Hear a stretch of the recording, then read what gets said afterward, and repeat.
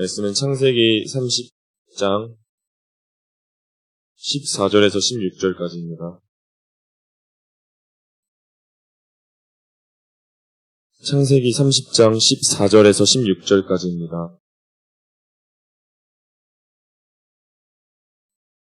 다 찾으신 줄 믿고 교독하시는데 맨 마지막은 다 같이 읽으시겠습니다.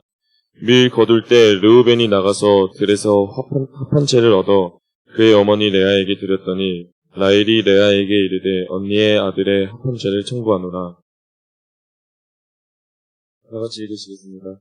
저물 때 야곱이 들에서 돌아오매 레아가 나와서 그를 영접하며 이르되 내게로 들어오라. 내가 내 아들의 합한 채로 당신을 샀노라. 그 밤에 야곱이 그와 동침하였더라. 아멘. 기도드리겠습니다. 하나님 감사합니다. 오늘 말씀 속에서 라헬의 모습을 보니 참으로 인간적인 모습도 많고 우리들의 모습이 너무나도 많이 비춰지는 것을 보았습니다. 하나님 오늘 이 시간에 라헬의 모습을 보며 나의 삶을 되돌아보아 나도 주님 앞에 그러한 모습은 보이지 아니하였는지, 나도 주님 앞에 추한 모습을 항상 보여드리는지는 아니하였는지 깨닫는 시간을 갖는 시간이 되게 하여 주옵소서. 예수님의 이름으로 기도드리옵나이다. 아멘. 창세기 하면은 사랑의 열정꾼이 한 명 있죠. 바로 야곱입니다. 야곱은 자신의 아내를 얻기 위해서 무려 몇 년이나 일했죠? 네, 14년을 일했습니다. 7년을 일하고 나서 이제 결혼식을 갖고 자신의 첫날 밤에 들어가고 첫날 밤에 그 사랑하는 아내와 첫날 밤을 딱 보내고 다음날 아침에 눈 뜨니까 레아가 누워있는 거예요. 그래서 장인어른 레반한테 가서 이게 무슨 일이냐, 어떻게 된 거예요? 따지니 자기네 고향 땅은 동생이 먼저 갈 수 없어서 언니랑 먼저 결혼을 해야 된다고, 너가 날 위해서 7년을 더 일하면 다시 라헬을 주겠다고. 그래서 야곱이 흔쾌히는 아니었겠죠. 마지못해서 라헬을 얻기 위해서 다시 또 7년을 봉사합니다. 그러면서 이제 시작된 게 레아와 라헬의 야곱을 향한 사랑 싸움이었어요. 계속 보면은 창세기 말씀을 계속 읽어나가다 보니 라헬은 끝도 없이 사랑을 갈구하기 위해, 그리고 남편의 그 마음을 뺏기 위해 하나님께 구하는 모습은 아닌 자기의 힘으로 구하려는 모습이 처음부터 끝까지 거의 모든 부분에서 비춰져요. 저희 일단 창세기 29장 31절부터 보면 여호와께서 레아가 사랑받지 못함을 보시고 그의 태를 여셨으나 라헬은 자녀가 없었더라 라고 시작을 해요. 그래서 레아가 첫 번째 아들 르우벤을 낳죠. 르우벤의 이름의 뜻은 보라 아들이라 해요. 여호와께서 나의 괴로움을 들으셨으니 보라 나에게 아들을 낳게 하셨다. 이렇게 이름을 지어. 또 둘째 시므온의 이름을 보면 여호와께서 내가 사랑받지 못함을 들으셨으므로 내게 아들을 주셨다. 들으심이란 뜻의 시므온을 지어요. 그리고 셋째 레위를 낳을 때도 내가 그에게 새 아들 낳았으니 내 남편이 지금부터 나와 연합하리로다 하고 연합이란 뜻의 레위를 지어요. 또 마지막에 유다를 낳을 때는 이제 여호와께 내가 찬송하리로다 하고 유다의 이름 찬송함으로 짓고 레아의 태가 끊게 됩니다. 35절 마지막에 보면 그의 출산이 멈추었더라라고 나와 있어요. 라헬은 그 14년 시간 동안 야곱이 자신의 아빠에게 봉사하는 시간을 보면서 자기를 누가 봐도 사랑하고 자기 때문에 있는 걸 아니까 그 사랑에 대한 교만함이 하늘을 높이 치솟았어요. 근데 보아하니까 내 언니가 다른 사람도 아니라 내 언니가 4명의 아들을 낳네. 야곱에게 떼냈으니까 야곱이 라헬에게 화를 내요. 그게 어떻게 나의 잘못이냐고. 하나님께 태가 달려있는 건데 하나님 손에 달려있지 않겠냐고. 그렇게 말을 합니다. 그러면은 라헬은 여기서 머리를 썼어야 돼요. 그 말씀을 듣고 하나님 앞에 태의 축복이 달려있구나. 그럼 내가 하나님 앞에 어떻게 해야 되지? 하나님 앞에 매달려야 되겠구나. 기도해야 되겠구나. 해야 되는데 라헬이 첫 번째로 쓴 방법은 자신의 몸종인 비라를 야곱에게 줍니다. 그리고 비라를 통해서 아들을 낳아요. 그리고 그 아들의 첫 번째 이름을 지은 걸 보면 레아랑 너무나도 비교가 돼요. 6절에 보면 라헬이 이르되 하나님이 내 억울함을 푸시려고 내 호소를 들으사 내게 아들을 주셨다 하고 이름을 단이라고 지어요. 자기 위주예요. 자기 위주. 내 억울함을 푸셨다. 단의 이름의 뜻은 억울함을 푸심이죠. 그리고 8절에 비라가 한 번 더 또 아들을 낳습니다. 그 아들의 이름은 내가 언니와 크게 경쟁하여 이겼다 하고 납달리라고 지어요. 경쟁함이란 뜻의 납달리예요. 레아는 4명의 아들을 낳을 때 자기가 상대적으로 야곱에게 사랑받지 못하는 처지여서 기본적으로 한없이 낮아져 있는 태도로 이름도 짓고 야곱 앞에 그렇게 생활합니다. 근데 라헬은 계속 시기 질투가 섞인 모습으로 자신의 몸종을 통해서 아들을 낳은 그 아들들의 이름마저 언니와의 경쟁, 내 억울함, 모든 초점이 다 나에게 속해져 있어요. 다른 사람, 내가 사랑한다고 하는 그 야곱에게 향한 것도 아니고 그 내가 사랑하는 남편이 사랑하시는 그 하나님을 향해 있지 않고 내 모습, 내 처지, 내 힘듦, 그리고 내가 이긴 것 같은 말도 안 되는 거짓적인 그 승리, 그곳에 이렇게 빠져 있어요. 요즘 제가 많이 깨닫는 건데 신앙이 깊어지는 사람이면 일수록 그 생활하는 그 모든 시선이 나에게 속하지 않고 주변 다른 사람들에게 향하더라고요. 그런 사람들은 생각을 해보면 예수님께서도 자기에 관한 욕심 같은 건 전혀 없으셨던 분이에요. 수면욕도 없으셨던 분이셨고 그분은 식욕도 없으셨던 분이셨고 뭐 성욕이야 당연했겠죠. 식욕은 뭐 40일 금식을 통해서만 보아도 알 수 있고 수면욕이 없는 거는 뭐 그분이 가시는 곳마다 사역을 했으니 얼마나 졸리셨겠어요. 피곤하시고. 그러니까 그 풍랑이 거센 그 바다 위에 그 딴 길로 가는 그 다른 사람들 다 불안해할 때 예수님께서는 그곳에서야 겨우 평안한 숙면에 취하실 수 있을 정도로 예수님께서는 그 정도로 수면력이 없으셨던 분이셔요. 그러면 예수님의 시선은 어딜 향하셨냐? 하나님과 고통받는 영혼들을 향해 오로지 향해 계셨어요. 저희들은 굉장히 이기적이에요. 오늘 저도 저희 아버지랑 좀 이런저런 얘기를 많이 했는데 저희 아버지를 통해서 그런 모습이 많이 보이더라고요. 내가 화난 거, 내가 열받은 거, 이게 풀리고 나서 나는 말을 할 것이다, 이렇게 말씀을 하셔요. 그래서 저희 아버지한테 말씀드렸어요. 아빠, 그거 마귀가 주는 생각이야. 얼마나 악한 생각인데. 다른 사람들, 예수님 믿는 사람들은 그렇게 생각하면 안 돼. 그 며칠 동안 내 감정이 풀리고 나서 얘기하는 거, 그게 얼마나 못된 생각인데. 그 나 때문에 상처받은 그 사람, 나 때문에 괴로워하신 하나님, 하나님께서 뭐라 하셨어? 재물을 갖고 와서 번제 드리기 전에 형제랑 싸웠건을 단 위에 올려놓고 나가서 형제랑 먼저 화해하고 오랬잖아. 내가 예배 드리고 나서 내 감정이 다 추스러지고 내가 기도로 다 풀리고 나서 그렇게 해결하는 거는 다 늦은 시간이라니까. 다 늦은 거야. 하나님께서 받으시지도 않아. 이렇게 얘기를 드렸어요. 근데 저희 아버지한테 얘기를 하면서 저 당연히 찔렸죠. 제가 그러던 사람이니까.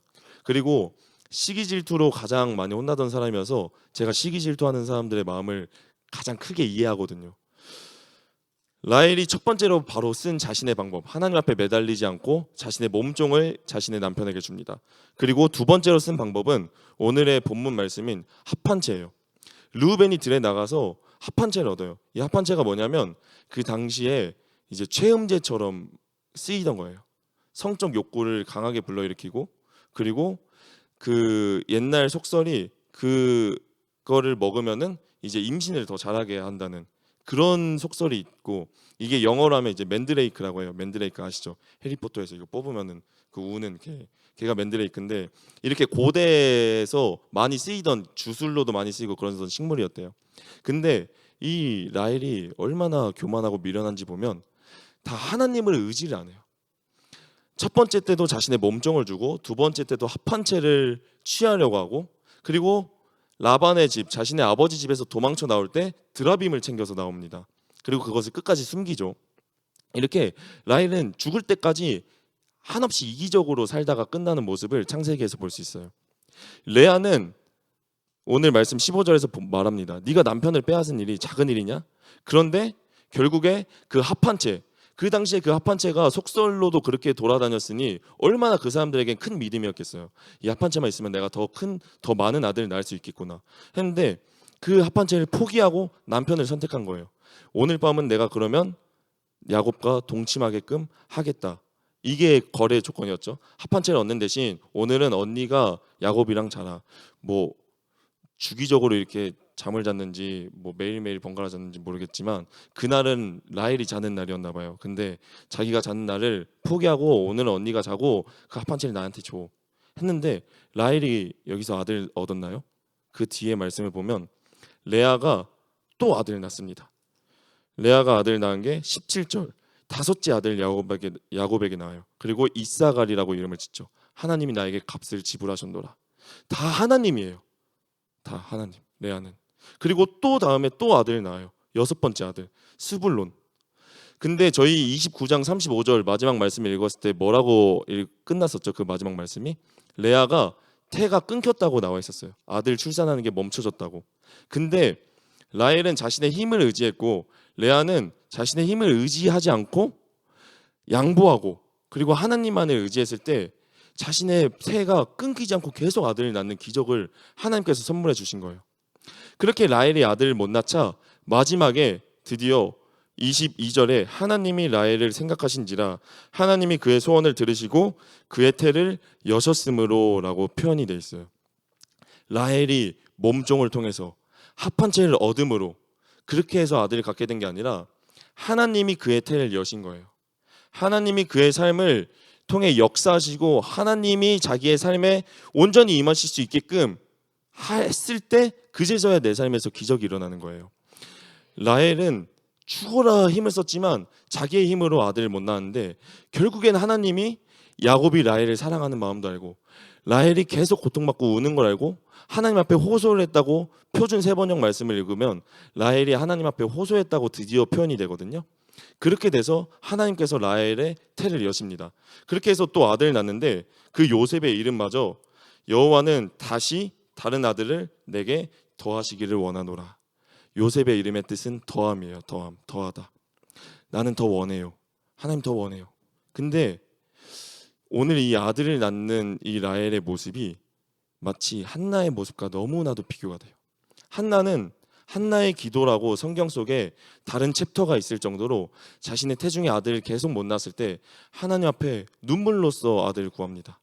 그러자 그 모습이 마치 술 취한 모습이라고 다른 사람들이 보면 착각할 모습으로 하나님 앞에 그렇게 납작 엎드려지고 했을 때 이스라엘을 살릴 마지막 선지자, 마지막 그 사사, 마지막 선지자가 아니죠. 마지막 사사인 사무엘 하나님께서 선물로 주셔요.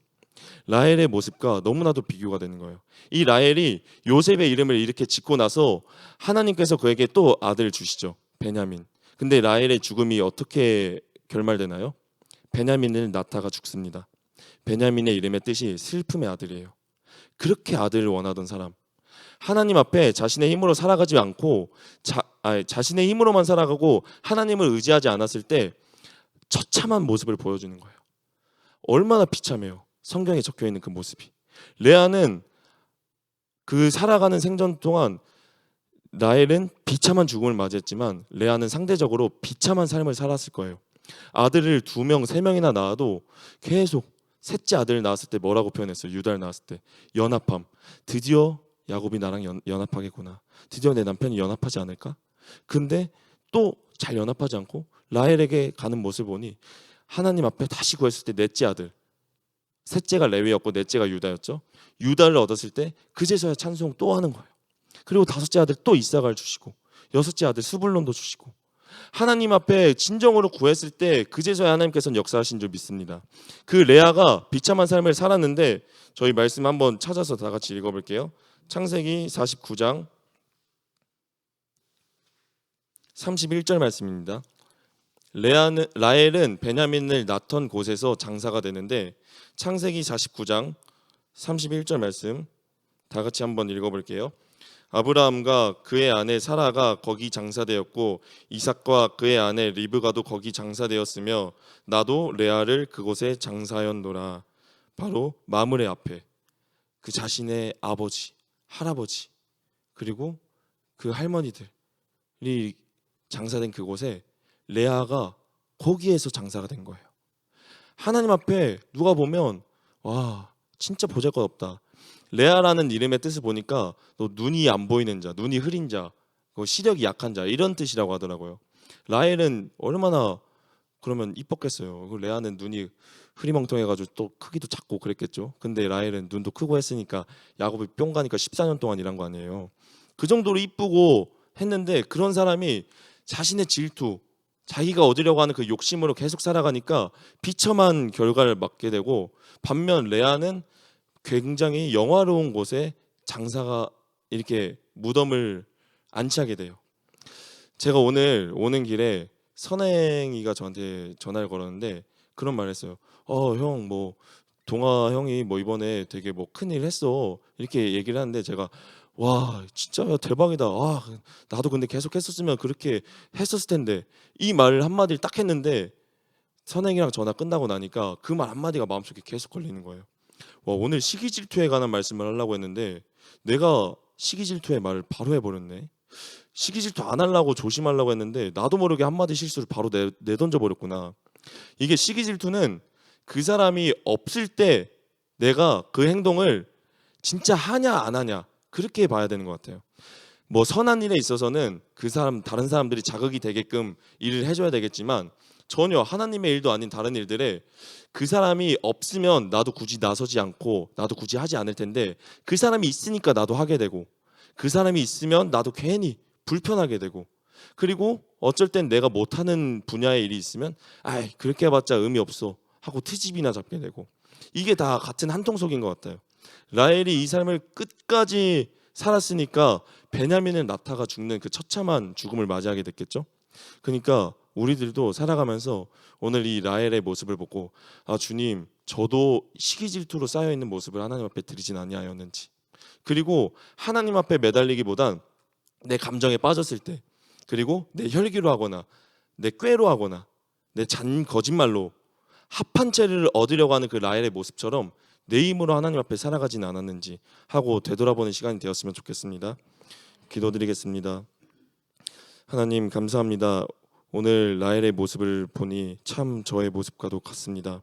하나님 앞에 의지해야지, 하나님만을 바라봐야지 하면서 제 삶은 한나의 모습을 보이기보다는 라헬의 모습처럼 순간순간 올라오는 나의 감정대로 행동하였고, 순간순간 올라오는 나의 잔꾀와 나의 잔거짓말, 나의 별로 빛도 바라지 아니하는 임기응변으로 살아가는 저의 모습을 보았습니다. 하나님, 저희들도 살아가면서 라헬과 같은 모습을 보일 때가 너무나도 많은데, 하나님, 이 시간 이후로부터는 다시는 하나님만을 의지하며 살아갈 수 있도록, 그리고 하나님이 아닌 다른 것들, 합한 채를 얻으려고 하는 그 나의 힘을 얻으려고 하는 이기적인 모습을 벗어날 수 있게 하여 주옵소서. 예수님의 이름으로 기도드리옵나이다. 아멘.